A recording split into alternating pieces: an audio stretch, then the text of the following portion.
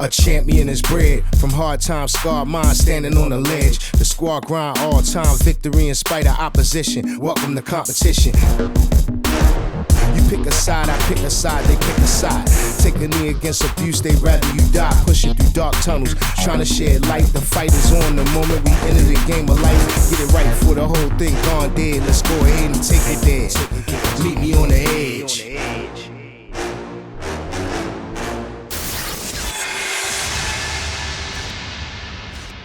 Welcome to Edge of Sports, the TV show only on the Real News Network. I'm Dave Zirin, and right now we're going to have some choice words about a subject that is roiling conversations across the country right now. I'm talking about the death of OJ Simpson at age 76, and I'm going to speak about it with a familiar face to fans of the Real News Network. I'm talking about Mr. Maximillian Alvarez. So thrilled to have him with me. Max, how you doing, sir? Brother, I'm doing great, and it is really, really exciting to get to sit down with you in the studio and chat about this. And I just want to say, for the record, what an honor it has been to work with you on Edge of Sports. If you guys are watching this, the rumors are true. Dave is just as amazing in person as he appears on screen. And yeah, man, I just can't thank you enough for all the great work you're doing on Edge of Sports, and it's a real honor to have you part of the team. Well, let's see if they're thinking that at the end of this segment. I don't know. All right, let's dive into it. So right at you, Max. I want to bring you back to 1994 and 1995. How did you process the trial of the century? OJ Simpson on trial for murdering Nicole Brown Simpson and Ronald Goldman. Man, you know, it's a wild question to meditate on, because I feel like in a lot of ways I processed the trial a certain way as a kid in the 90s, and I have processed it in a very different way as an adult decades later. Right? I mean, I've told you, I've told our audience, I've talked about this many times on my show and other shows that, you know, I grew up in Southern California. I grew up in a first-gen Mexican-American mixed-race household, and I grew up deeply conservative and in Orange County, the heart of, like, the Reagan Revolution. So, like, as you can imagine, growing up in that context with the OJ trial going on, the conversations in our house and around our family were very interesting and definitely left an indelible imprint on me at that time, because I think, like, this was one of the first, if not the first, like, major media event where I was fully cognizant and like conscious enough to sort of absorb the fact that the entire country was talking about this, that it was something that adults got very animated about. It was on all the time on the TV in our house, the trial, the whole, you know, it was a media circus, you know, in the truest sense. But I feel like looking back on it, you know, I don't know if you've ever seen those pictures, right? Or folks watching have seen them, when, like, you know, a tree in a forest will grow. If there's like a steel beam or a bicycle or a car in its path, it'll grow around that like detritus. And like, I bring that image up because I feel like looking back at the OJ trial, you know, as a kid in the 90s, struggling to sort of like develop my own sense of identity and having kind of the complex racial makeup that we had, I feel as if like that trial did shape a lot of who I was, in the same way that that tree growing around, you know, an abandoned car, you know, it still shapes the way the tree grows, but I was growing on a very false understanding of race, of the criminal justice system, of OJ himself, to say nothing of, you know, gendered violence. Like, so much of that didn't come until later. And looking back now, it's kind of odd and in a way sort of, I don't know, icky and difficult to look back at the false impressions that I had of the country and of the issues that coalesced around the OJ trial, and how that trial cemented these false notions that I would build my identity upon over the coming decades. And it wouldn't be until later until I realized, oh yeah, like, you know, there's actually a lot more to this trial than I originally thought. So in a way, it's like I feel like what we're all doing right now is not just looking back at a point in time in our country's history, but like that was a sort of touchstone for the ways that a lot of us would kind of mentally and politically develop in the coming decades, I think. Absolutely. Yeah.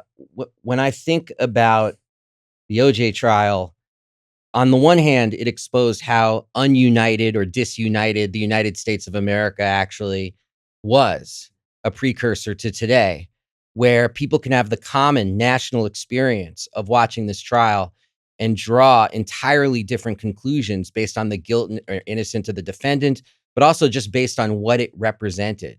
As you said, like to some, it represented gendered violence, or the fact that if you're wealthy, you can hire a dream team of lawyers and get away with murder, literally.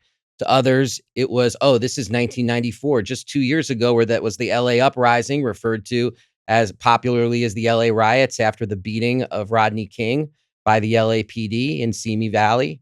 And that in and of itself, or Simi Valley was the trial, but that in and of itself was was so pungent to people that, this has a context of Daryl Gates, the chief of the LAPD, a context of the anti-gang initiatives, and the context of a system that was weighted against Black people. So on one side, it was, oh, look at this rich guy. He can hire a dream team of lawyers.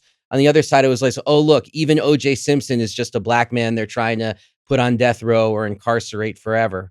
And when you factor in that the clear evidence of prosecutorial misconduct, all the things that have been put on the record as far as police officers, evidence, the racism of the arresting officer, I mean, it became something so much bigger than just this trial, but really like this Rorschach test as to how you saw America. And Well, can I yeah, hop in please. on that real Yeah. quick? Because I'm really curious to hear how you yourself were developing in that, like cultural cauldron of the mid '90s, and how you were perceiving that. Of course, OJ was famous before that trial for being like an all-star Oh, athlete, but like I guess to just like kind of round out the thought from the first question, like again, growing up brown in America, being the son of a Mexican immigrant, and growing up conservative, like that's not a rare thing. There are a lot of us in that bucket, but we have everyone's got their own reasons for believing the things they do and feeling the ways they feel. And I just remember when I say I sort of built my own identity on the false foundations that really came together in the OJ trial in the mid '90s.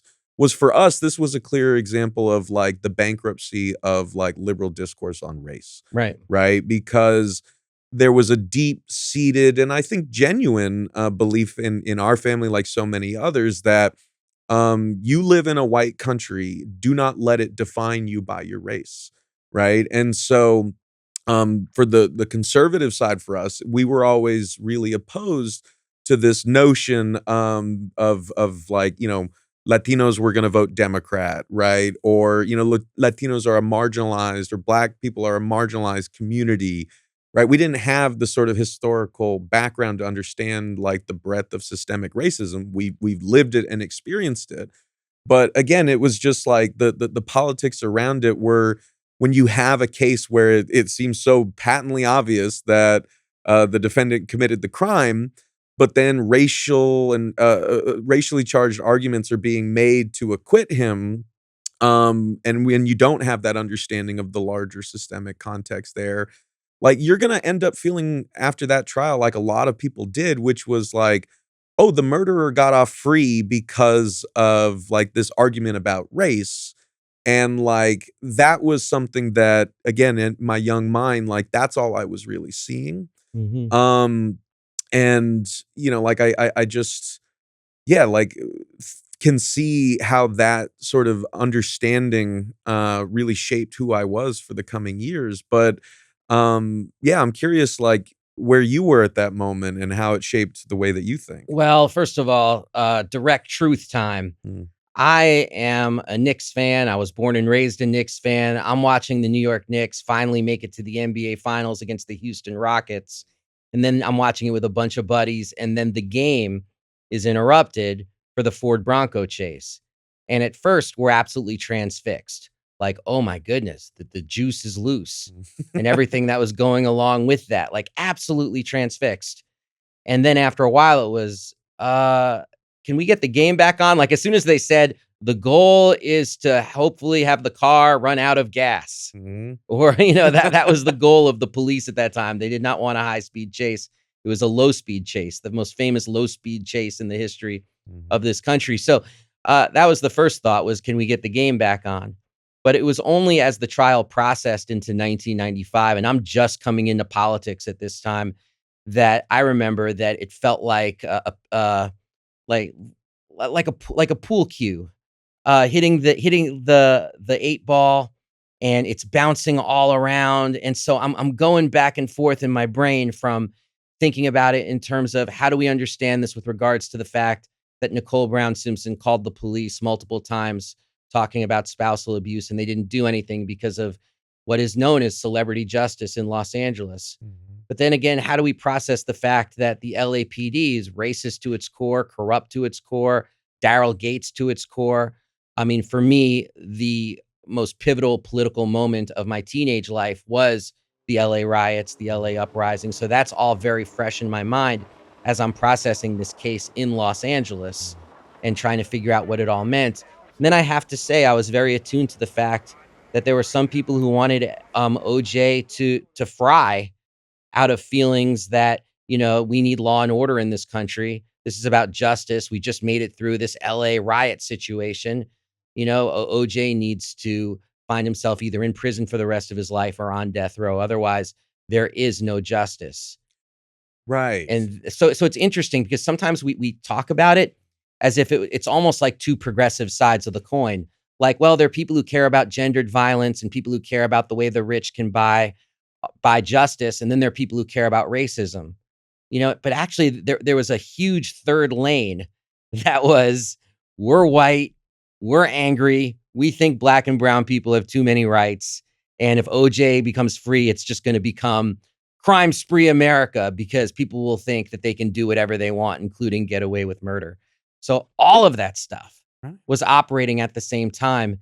And I feel like the times that we live in now, I called OJ America's algorithm, because these times we live in now, where it's the loudest, the angriest, the meanest, the most bigoted voices that get the most play and attention.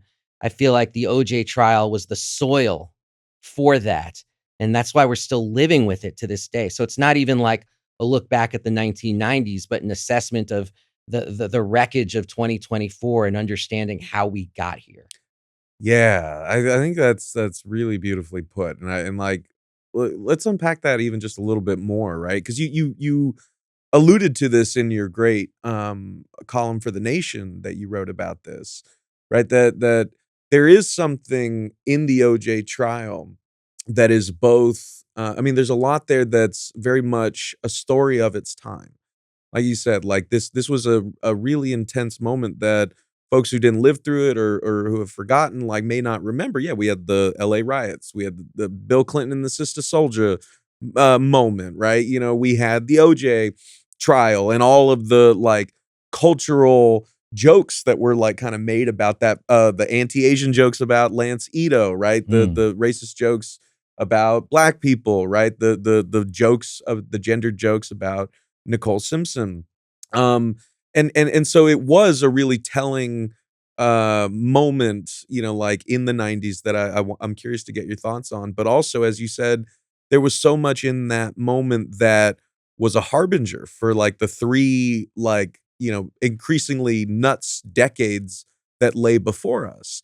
The fact that, like you said, you had these kind of just loud, extremely polarized, extremely partisan sort of groups of people watching this trial and seeing fundamentally different things every step of the way. Like, again, like we talk about like algorithmic echo chambers and, people in the internet age kind of being so polarized and not talking to each other. But here we see in the age before Web 2.0, like that polarization was still very, very present. And I think like the one other thing that I would say, just picking up on that point that you made, this is what I mean when I say like looking back 3 decades later, I feel like I feel kind of gross sort of trying to unpack the way this moment in history shaped me when I didn't have the background, the context, the political wherewithal to sort of understand it. But I think like what it fundamentally boils down to is like American culture was not equipped to grapple with a situation in which there are no good actors. There are no like, like everyone's got like some rot, like in them. Like, yes, the police were racist. Yes, they were caught on tape saying the N-word like multiple times. Yes, Rodney King was beat on camera. Like, so that is right. And then, yes, Johnny Cochran and like his whole team were exploiting like race to get their client off. And yes, by basically every metric we can surmise, OJ did it, right? And so like, so you have this intense cauldron of anxieties and political attitudes across the country converging on this case.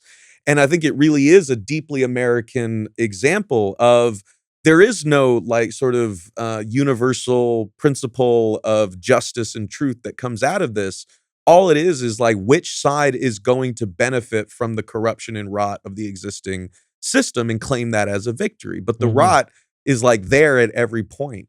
And the rot seems to be the only thing both sides can agree upon, right? Even if they're not agreeing upon it explicitly. They're all trying to outshout one another about what is so fundamentally wrong with the system, instead of taking a step back and saying, well, how do we fix the system?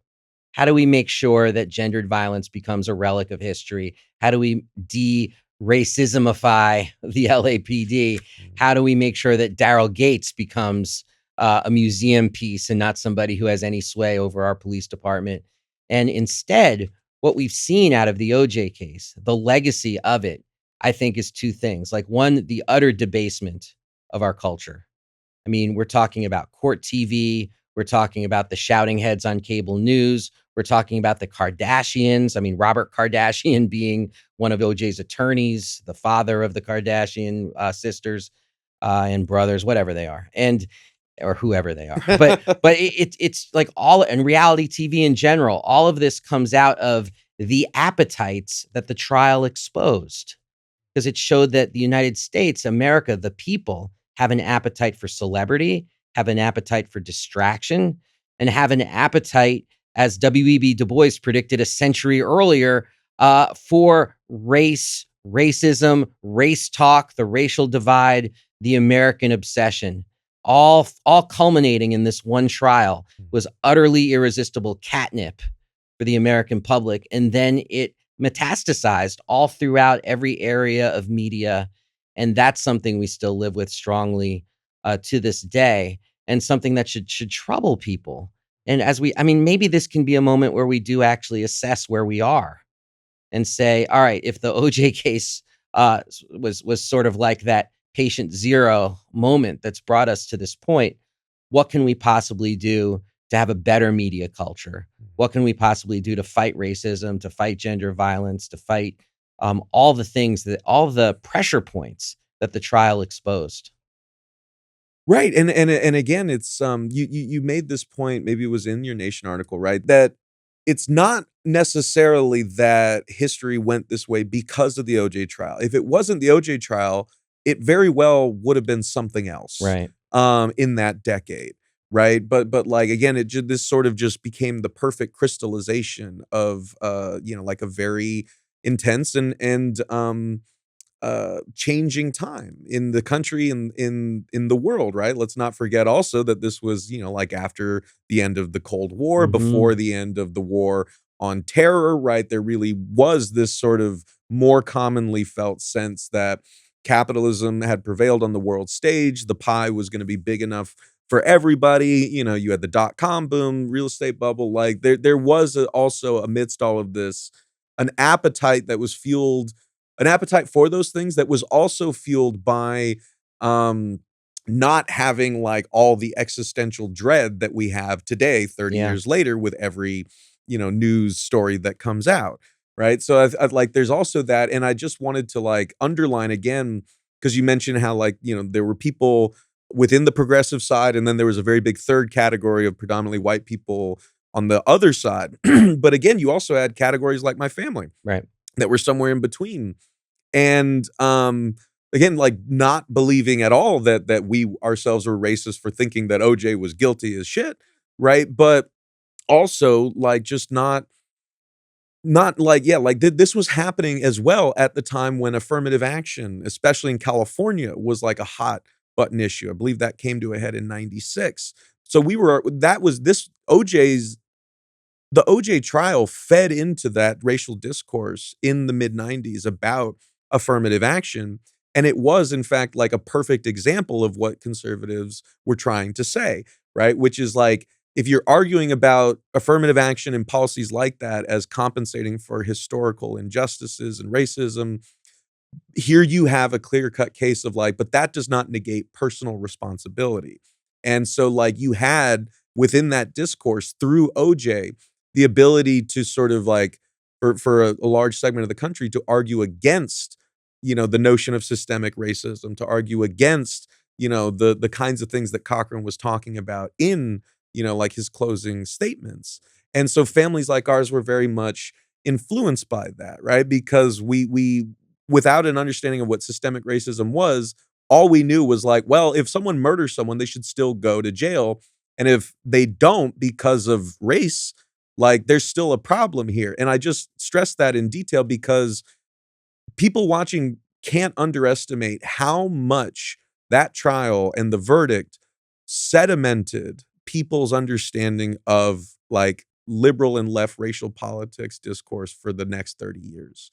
Right. It's the touchstone to which people will always return to say arguments about systemic racism are clearly bad because if they lead to a murderer getting off free, a murderer and a abuser getting off free, then something's wrong.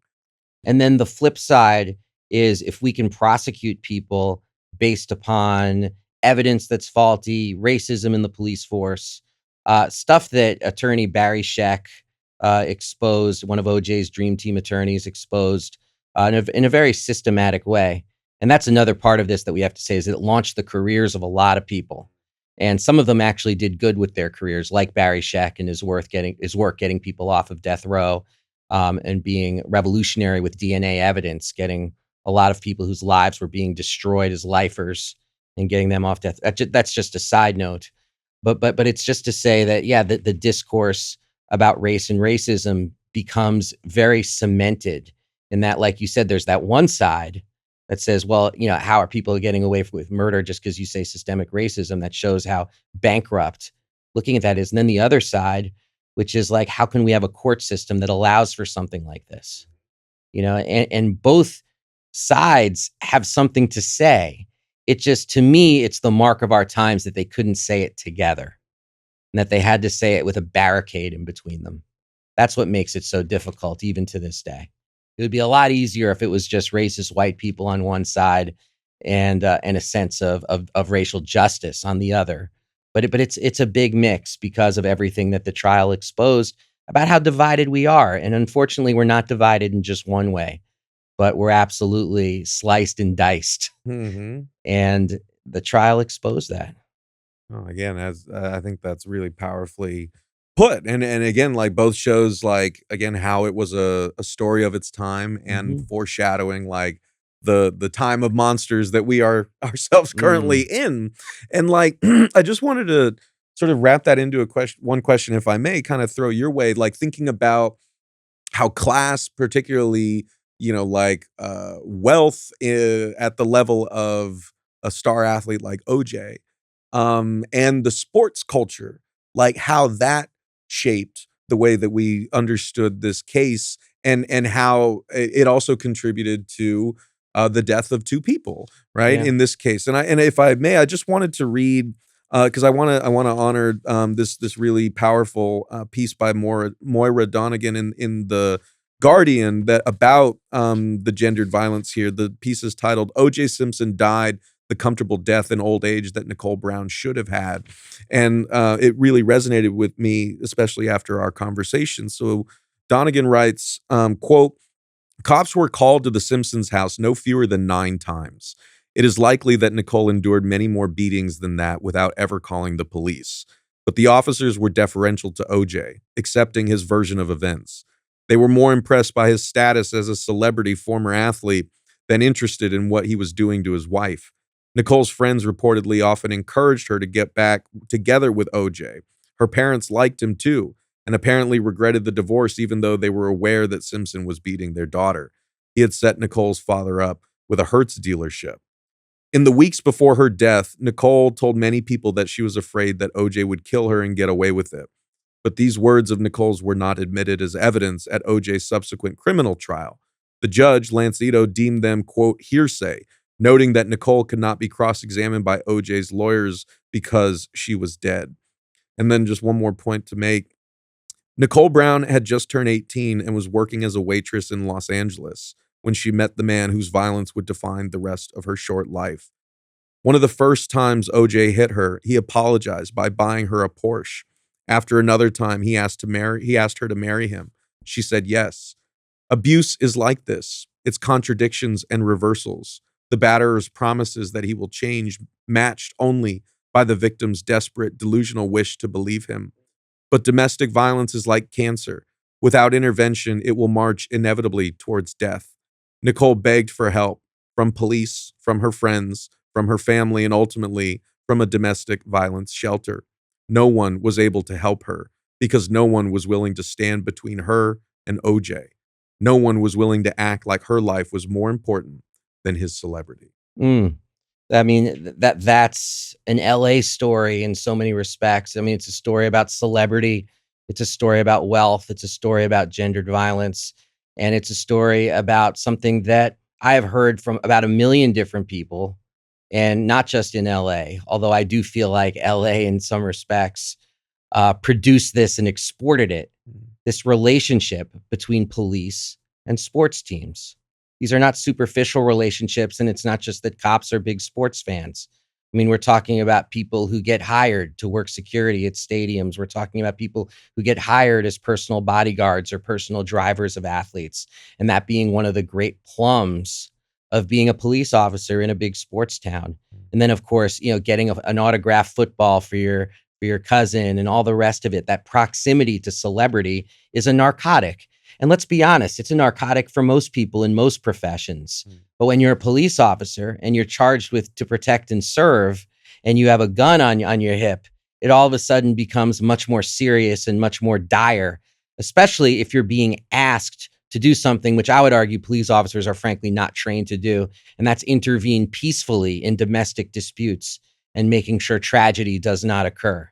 So that's one of the things I kept hearing when I heard that story. Police called 9 times. Shouldn't that also be evidence, number one, that for those people who say defund the police and fund people who are actually trained social workers to intervene in these situations, who can get people to safety, isn't this evidence that we need so much more than what we have when it comes to our laws that exist for public safety in this country? Because they far too often make people feel unsafe.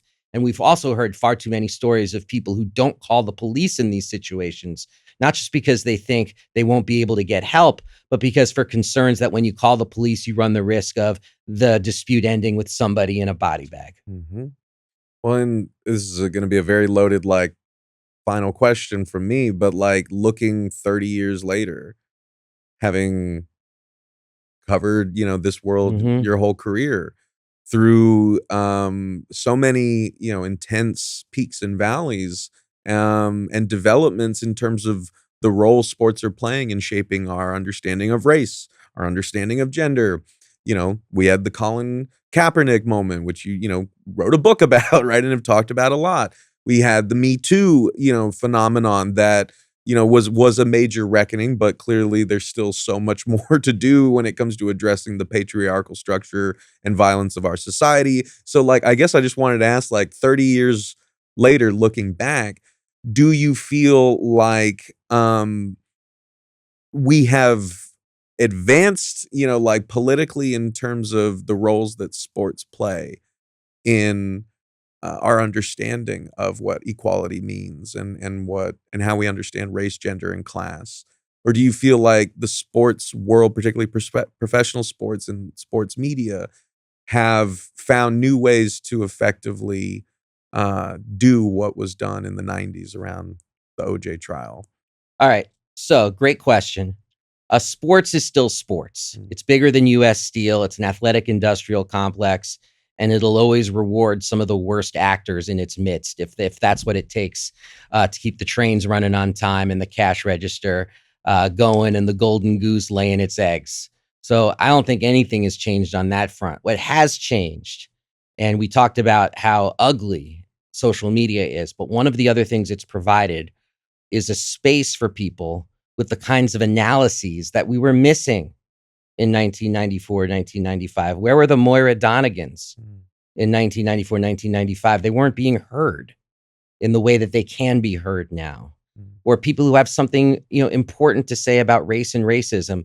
I mean, the entire film by Ezra Edelman that won an Oscar called OJ Made in America, that whole film to me is a tribute to how far we've come in terms of our ability to understand all the different angles of something like this, which I think in 1994, 1995, we were utterly unequipped to doing. So I do see hope because we have a better ability to understand situations like this. And through understanding, well, that's a prerequisite to change. So we have that in our arsenal right now in a way we did not 30 years ago. But as far as has the sports world changed? As Joseph Lowery, the great reverend and friend of Dr. Martin Luther King, as he said about the criminal justice system in this country, he said it's kind of like a horse in that so much has changed, but a horse 100, 200 years ago looks a hell of a lot like a horse today. It's the same with the sports world. It was a horse 30 years ago. It's a horse now. The only thing that's changed is our ability to understand how to ride the horse. Well, that's all we're talking about here on Edge of Sports. Thank you so much to Max Alvarez for that conversation, man. I really do appreciate it. Thank you, brother. That was terrific. For everybody out there listening, please stay frosty. We are out of here. Peace.